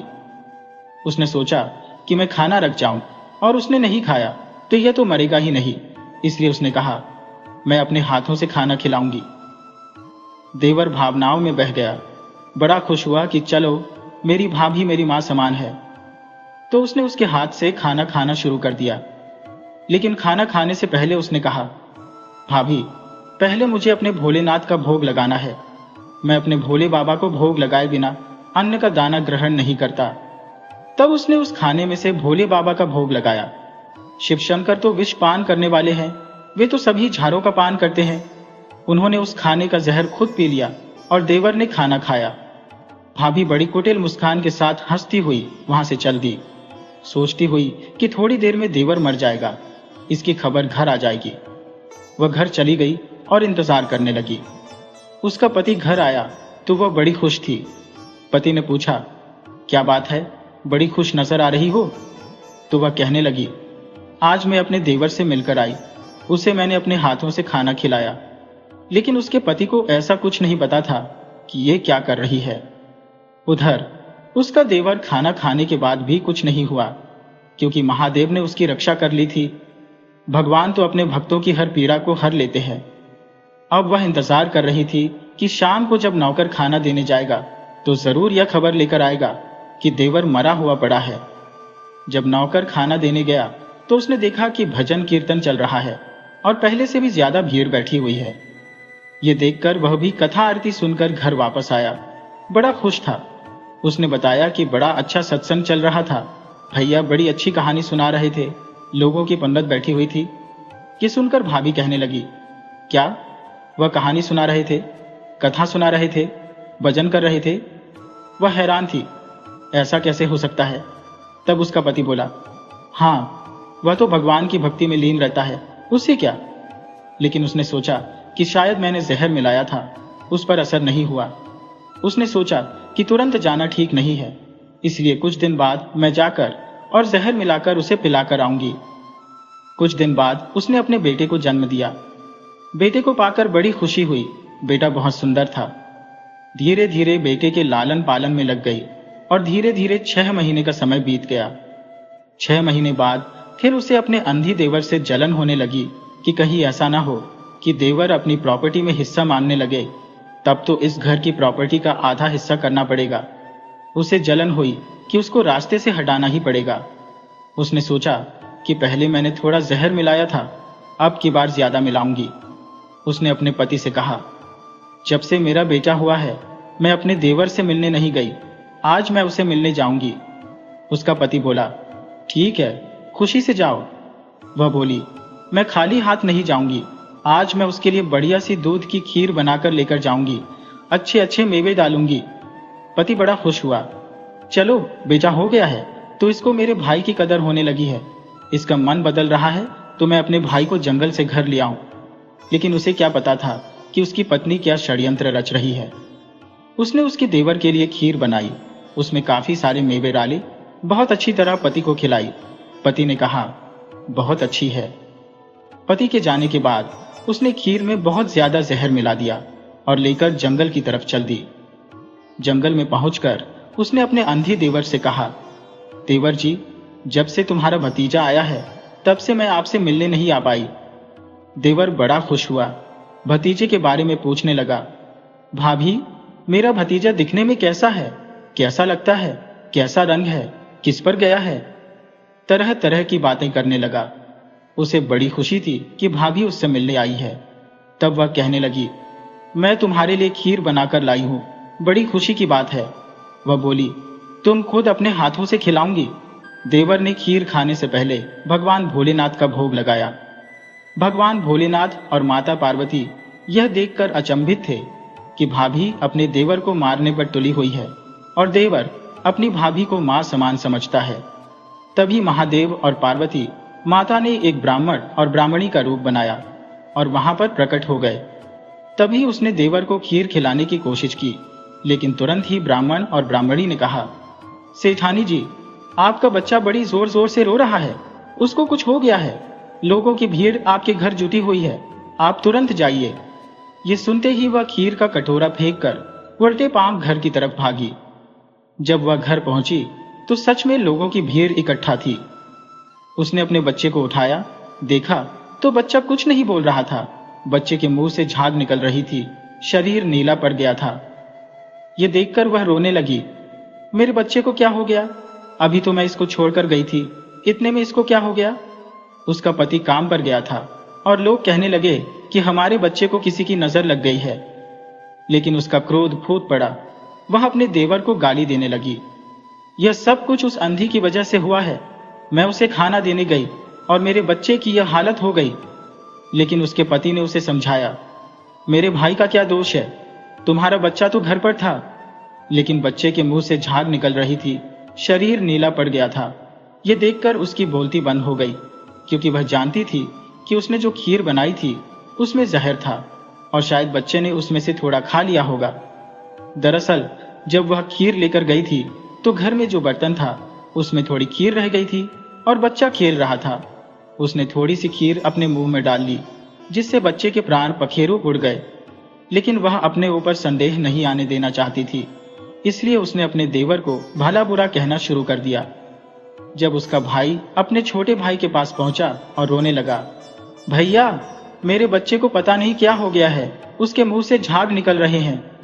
तो अंधा भाई कहने लगा, तुम तो महादेव के परम भक्त हो, उनसे प्रार्थना करो कि मेरे बच्चे को ठीक कर दो।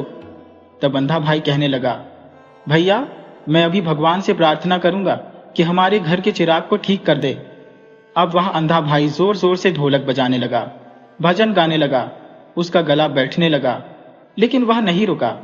ढोलक बजाते बजाते उसके हाथों से खून आने लगा, लेकिन वह नहीं रुका। उसे तो अपने भतीजे की जान की परवाह थी।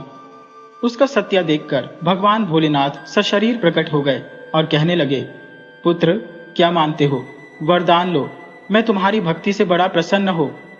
अंधा भाई बोला, बाबा, मुझे कुछ नहीं चाहिए, बस हमारे घर के चिराग को ठीक कर दो, मेरे भाई की संतान को जीवित कर दो, वरना मेरे भाई मुझे दोष देंगे। भगवान कहने लगे, ठीक है, तुम्हारा पुत्र ठीक हो जाएगा। यह कहकर वे अंतर्धान हो गए। तभी उसका बड़ा भाई आया और कहने लगा, बच्चा ठीक हो गया। यह सुनकर वे भगवान की जय जयकार करने लगे। लेकिन तभी उसकी नजर पड़ गई जो खीर का कटोरा था, जिसे उसकी पत्नी लेकर आई थी। उसने देखा कि एक कुत्ता था। उसने खीर खाई और मर गया।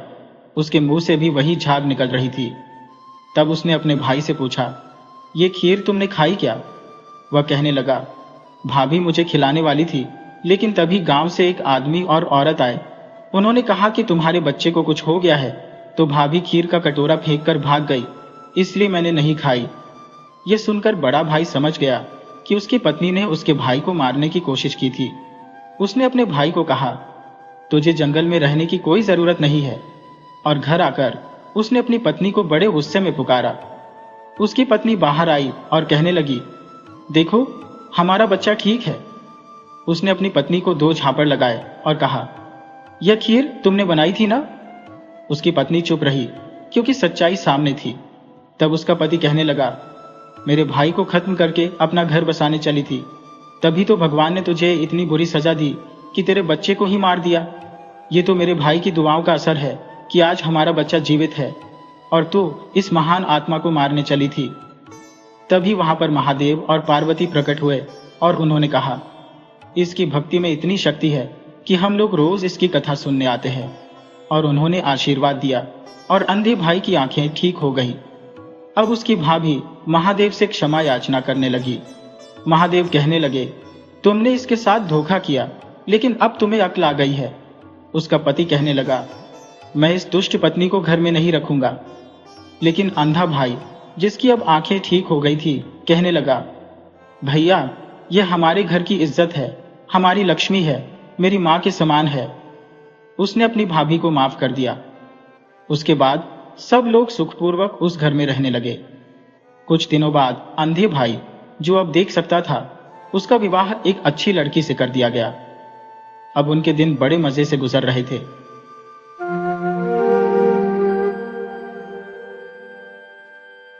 राधे राधे दोस्तों, आज हम आपको एक लालची बहन की अनोखी कथा सुनाएंगे। अगर आप हमारे KTV स्टोरी चैनल पर नए हैं तो इसे लाइक, सब्सक्राइब और शेयर जरूर करें। एक गांव में एक किसान अपनी पत्नी और 2 बेटियों के साथ रहता था। किसान के कोई बेटा नहीं था, इसलिए वह अपनी दोनों बेटियों को ही बेटों जैसा मानता था। वे अपनी बेटियों से बेइंतहा प्यार करते थे। किसान की पत्नी भी बहुत ही सीधी सादी थी, हमेशा पूजा पाठ करती और दूसरों के दुख में शामिल होती। किसान भी यही चाहता था कि उसकी बेटियों में भी अच्छे गुण आए, पर किसान की दोनों बेटियां बिल्कुल अलग थी। जो बड़ी बेटी थी, वह अपने माता पिता के गुणों के ठीक उल्टी थी, जबकि छोटी बेटी बहुत ही भोली भाली और अपनी मां जैसी पूजा पाठ करने वाली थी। देखने में बड़ी बहन सुंदर थी, पर छोटी बहन इतनी खूबसूरत नहीं थी। उसका रंग भी सांवला था।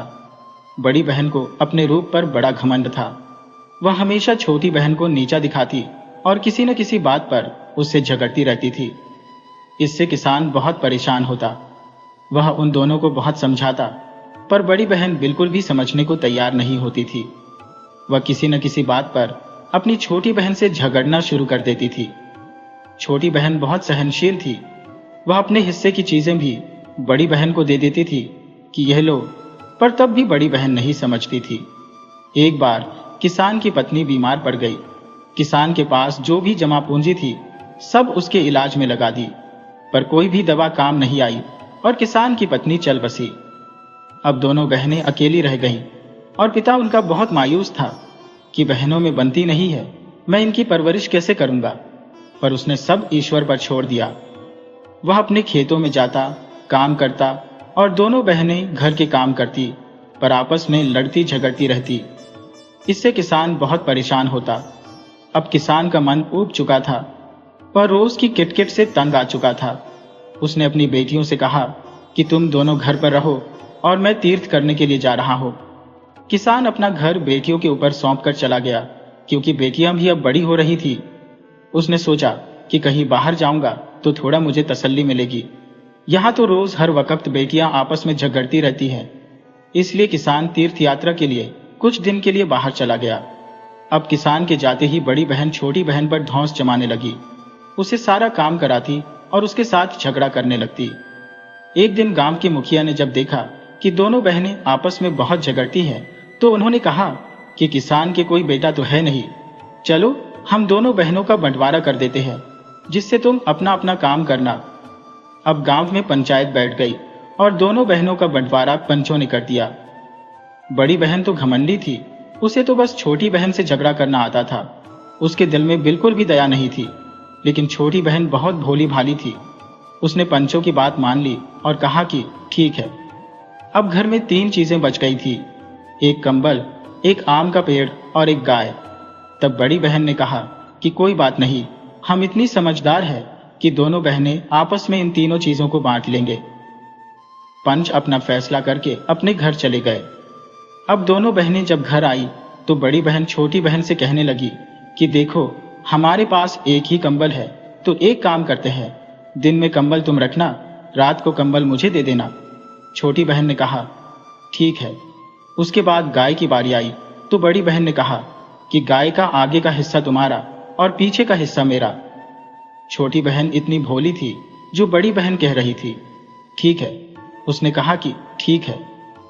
अब आम के पेड़ की बारी आई तो आम के पेड़ के लिए जो बड़ी बहन ने कहा कि नीचे का हिस्सा तुम्हारा, ऊपर का हिस्सा मेरा। अब दोनों बहनों का हिस्सा हो गया। अब दिन में तो धूप निकलती थी, कंबल की जरूरत नहीं पड़ती थी, लेकिन रात को जब ठंड लगती तो बड़ी बहन कंबल लेती और आराम से सो जाती। छोटी बहन ठंड में सिकुड़ती रहती।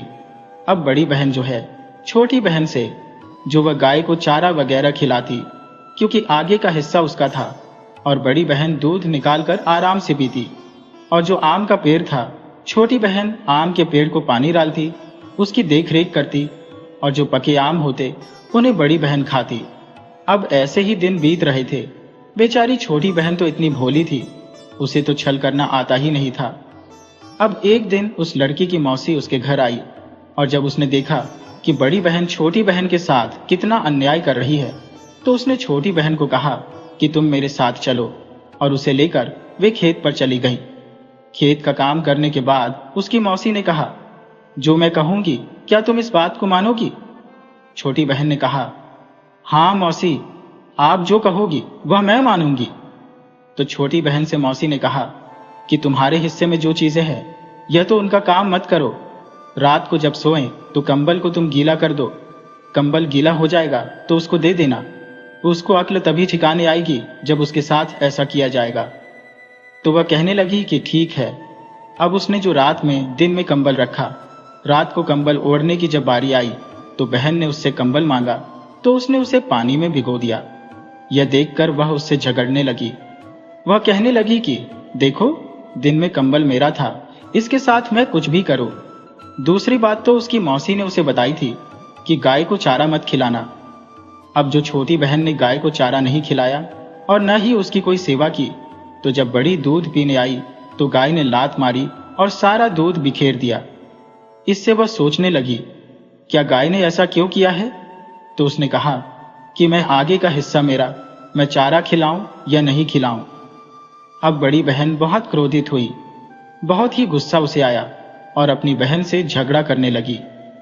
अब जो धीरे धीरे वह जो कुल्हाड़ी लेकर आम के पेड़ के पास पहुंची और पेड़ को काटने लगी। छोटी बहन तो बड़ी बहन से कहने लगी कि तुम यह क्यों काट रही हो? तो कहने लगी कि मेरा नीचे का हिस्सा है, चाहे इसे काटो या कुछ भी करूं। अब उसने जो है कहने लगी, ठीक है बहन, तुम मुझे माफ कर दे। वह तो बड़ी कुटिल थी, उसके मन में तो ईर्ष्या भरी हुई थी। वह छोटी बहन के प्रति बहुत ही नफरत करती थी। ये सुंदर भी नहीं होती तो बड़ी को अपने रूप पर बड़ा घमंड था, तो उसने चाल चली और कहने लगी, ठीक है बहन, आज से हम दोनों मिलकर रहेंगे और दोनों मिलकर खाएंगे पिएंगे। अब कुछ दिन बाद किसान आया तो बड़ी बहन तो घमंड में थी, इसको सबक सिखाऊंगी। अब दोनों मिलजुल कर रहने लगी तो किसान को भी बड़ी तसल्ली हुई कि लड़कियां शादी लायक हो गई थी। और वह तीर्थ से आया तो उसने एक छोटा सा भोज रखा, गांव के लोगों को न्योता दिया। तो उसमें एक सेठ का लड़का आया था जो कि बहुत ही खूबसूरत था। अब बड़ी बहन छोटी बहन से कहने लगी कि देखना, ये लड़का कितना सुंदर है, जरूर इसका रिश्ता मेरे लिए ही आएगा क्योंकि मैं हूं इतनी सुंदर। लेकिन वह छोटी बहन को भी पसंद आ रहा था, पर वह कुछ बोली नहीं यार। और संयोग से हुआ भी ऐसे ही, सेठ के लड़के का रिश्ता बड़ी बहन के लिए आया। छोटी बहन को इससे बहुत दुख हुआ और वह सोचने लगी, भगवान ने मेरे साथ ऐसा क्यों किया। और वह यह बात बर्दाश्त नहीं कर सकी और जंगल की तरफ निकल गई। जंगल में जाते हुए उसे एक बुढ़िया माई मिली। बुढ़िया माई कहने लगी, बेटी तुम कहाँ जा रही हो।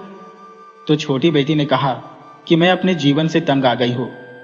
भगवान ने मुझे कैसा बनाया, हर समय कोई न कोई मुझे ताने मारता रहता है। मेरी मनपसंद की कोई एक बात नहीं होती। मैं अपने जीवन से ऊब गई हूं, इसलिए मैं जंगल में जा रही हूं। कोई जंगली जीव जंतु मुझे खा जाएगा और मैं अपने जीवन से छुटकारा पा लूंगी। लेकिन वह बुढ़िया माई कहने लगी, बेटी अपनी भलाई कभी मत छोड़ना, हमेशा अच्छा करना, तो तुम्हारे साथ हमेशा अच्छा ही होगा। वह बुढ़िया माँ को प्रणाम करके आगे बढ़ी। तभी उसने देखा कि एक गाय थी जिसका पैर गड्ढे में फंसा हुआ था, कीचड़ में। वह बड़ी मेहनत कर रही थी, बड़ी कोशिश कर रही थी, लेकिन उसका पैर गड्ढे से नहीं निकल रहा था। तो उस छोटी बेटी ने उसकी मदद करके गाय का पैर उसमें से निकाल दिया। तो गाय छोटी बेटी को बहुत ज्यादा आशीर्वाद देने लगी। अब कुछ और आगे चली तो उसने देखा एक चिड़िया का बच्चा अपने घोंसले में से गिर गया और छटपटा रहा था। उसने उस चिड़िया के बच्चे को उठाया, पास में ही तालाब था, उसमें से थोड़ा सा पानी उसे पिलाया, घोंसले में रख दिया। चिड़िया को बहुत खुशी हुई। उसने चिड़िया ने कहा कि देखो, यह सरोवर है और मैं इस पेड़ पर रहती हूँ। इसकी लताएं सूख रही हैं, तो इसमें पानी डाल दो तो तुम्हारा बड़ा भला होगा।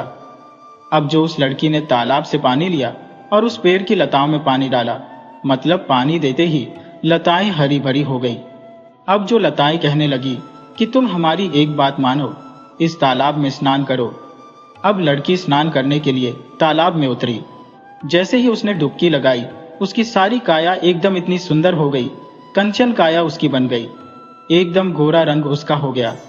वह बाहर निकली तो बड़ी हैरान थी कि उसका जो सांवला रंग था वह इतना गोरा हो गया, वह सुंदर हो गई। अब वह खुशी खुशी अपने घर की तरफ चल दी। जब वह अपने घर की तरफ चल दी तो घर पहुंची तो बड़ी बहन उसे देखकर हक्की बक्की रह गई और कहने लगी, ये तूने क्या किया, तू इतनी खूबसूरत कैसे हो गई। छोटी बहन थी वह भोली, उसने सारी बात बड़ी बहन को बता दी। अब बड़ी बहन ने सोचा कि मैं तो हूं ही सुंदर और उस तालाब में स्नान करूंगी तो और सुंदर हो जाऊंगी, छोटी बहन से ज्यादा सुंदर हो जाऊंगी। उसे अपने रूप का बड़ा घमंड था, तो वह भी जंगल की तरफ चल दी। अब जंगल में जाते हुए उसे फिर वही बुढ़िया मिली। उसने बुढ़िया को न तो प्रणाम किया, न ही कुछ कहा। फिर उस बुढ़िया ने उससे पूछा, बेटी तुम कहाँ जा रही हो। तो वह उसे अनसुना करके चल दी और कहने लगी, तुम्हें क्या मतलब है मैं कहाँ जा रही हूँ। फिर भी बुढ़िया माँ ने कहा कि बेटी अपनी भलाई मत छोड़ना, अगर तुम अच्छा करोगे तो तुम्हारे साथ अच्छा ही होगा। लेकिन बड़ी बहन सुनने को तैयार नहीं थी, वह उसे अनदेखा करके आगे बढ़ गई। आगे गई तो वही गाय कीचड़ में फंसी हुई थी। गाय ने कहा कि तुम मेरी मदद कर दो, मेरा पैर कीचड़ में फंसा हुआ है, मैं निकाल नहीं पा रही हूँ। तो बड़ी बहन ने कहा, मुझे इतना टाइम कहाँ है कि मैं तुम्हारी मदद करती। फिर वह फिर आगे बढ़ गई। गाय की उसने कोई मदद नहीं की। अब आगे गई तो उसने देखा एक चिड़िया का बच्चा नीचे गिर पड़ा है। चिड़िया बोली, बहन, मेरा बच्चा तड़प रहा है, नीचे गिर गया, उसे थोड़ा पानी पिलाकर इसे मेरे घोंसले में रख दो। वह कहने लगी, हो, इतना टाइम मुझे कहाँ है जो मैं तुम्हारा इतना काम करती। और उसने देखा, लताओं ने भी कहा, जो पेड़ की लताएं सूख गई थी, कि बहन, हमें थोड़ा सा पानी डाल दो तो हम हरी भरी हो जाएंगी। तो वह कहने लगी, मुझे इतना टाइम नहीं है कि मैं किसी के लिए यह करती। फिर वह तालाब को देखकर बहुत खुश हुई और वह तालाब के अंदर चली गई। तालाब के अंदर जाते ही उसने जैसे ही डुबकी लगाई, तालाब कीचड़ से भर गया और वह सारी कीचड़ में लथपथ हो गई। यह देखकर बड़ी हैरान हुई कि मेरे साथ क्या हुआ है। अब वह अपने घर की तरफ रोती हुई चली तो अपनी बहन से जाकर झगड़ा करने लगी और कहने लगी, तूने मेरे साथ बहुत धोखा किया। वह कहने लगी, अरे, मैंने तुम्हारे साथ कोई धोखा नहीं किया है। जब यह झगड़ रही थी तो सेठ का बेटा, अब यह संयोगवश उस दरवाजे पर खड़ा सब सुन रहा था। छोटी बहन कहने लगी कि मैंने तुम्हारे साथ कोई धोखा नहीं किया, मैंने तो जिसकी भी मदद करी तो सबने मुझे आशीर्वाद दिया। तुम तो हमेशा अपनी खूबसूरती के घमंड में रहती हो। बचपन से लेकर आज तक तुमने मुझे बहुत दुख दी है, लेकिन कोई नहीं, मैं तुम्हें बड़ी बहन समझकर छोड़ती रही। ये मेरा दिल नहीं मानता, मैं तुम्हें आज भी अपनी बहन मानती हूँ, मैं तुमसे क्यों गलत बोलूंगी। अब सेठ का लड़का खड़ा हुआ सब बातें सुन रहा था। उसने पूरी बात सुनी तो उसने निर्णय लिया कि वह छोटी बहन से शादी करेगा, जो कि भोली भाली और संस्कारी है। बड़ी बहन तो घमंडी है, उसके साथ तो उसकी जिंदगी बर्बाद हो जाएगी। अब उसने अपना फैसला बदल दिया। बड़ी बहन अपना सिर पटक पटक कर रोने लगी कि यह ऐसा क्यों हो गया। वह लड़का उसे भी बहुत पसंद था और जो सेठ के लड़के की छोटी बहन के साथ धूमधाम से शादी हो गई। अब बड़ी बहन अपनी करनी पर पछताने लगी कि वह अपने घमंड के कारण आज तक सब कुछ गंवाती हुई आई है। उसने कभी अच्छा नहीं किया और उसकी छोटी बहन ने उसे समझाया और पूजा पाठ करने की सलाह दी, दूसरों की मदद करने की सलाह दी, तो बड़ी बहन की समझ में आ गया। अब वह छोटी बहन के पैरों में गिरकर माफी मांगने लगी और वह भी फिर सुधर गई। अब वह भी एक संस्कारवान लड़की बन गई थी। उसके लिए भी उचित लड़का देखकर उसकी भी शादी कर दी। दोनों बहनों के घर बस गए और दोनों खुशी से रहने लगे। अगर दोस्तों आपको हमारी कहानी पसंद आई हो तो प्लीज हमारे चैनल को लाइक करें, सब्सक्राइब करें और शेयर करें। राधे राधे।